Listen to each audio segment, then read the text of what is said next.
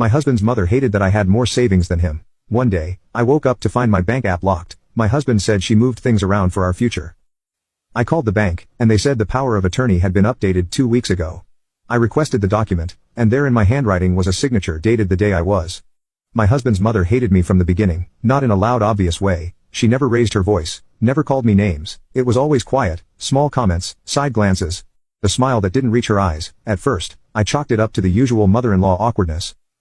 I figured she'd warm up once she got to know me. She never did. When Marcus and I got married, I had more savings than him, a lot more. I had been working full-time since I was 22, living below my means, skipping vacations, budgeting like a maniac. He'd been a little more relaxed with money. Not careless, just not as disciplined, and honestly, I didn't care. I loved him, but his mother did care a lot. She'd make comments like, "You're lucky she's good with money." But her tone always made it sound like a warning. She'd ask things like, "Are you sure she's not keeping secrets?" And say it with a laugh that felt like a dare.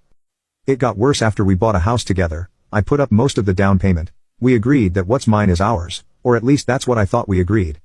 Then a few things started happening. I noticed Marcus started getting weird about money. He'd bring up joint goals more often, talk about how married money is family money. At first, I agreed, we were a team.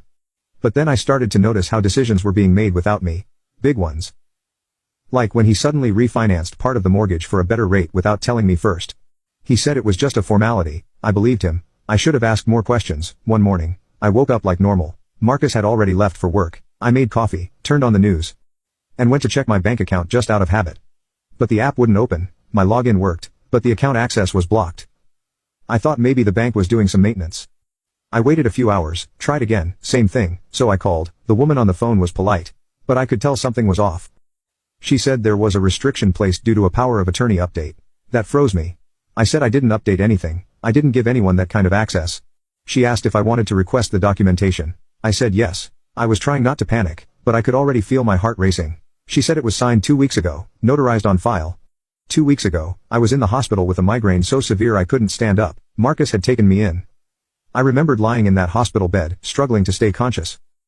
I could barely write my own name on the admission forms, and now someone had a notarized document with my signature from that same day. The document arrived by email. I printed it out immediately, and there it was, my signature, my name, my handwriting. It was unmistakably mine.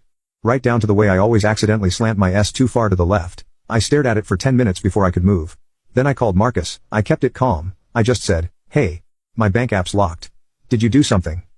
He hesitated just long enough for me to know the answer. Then he said, "She moved some things around for our future." I asked who. He said, "My mom."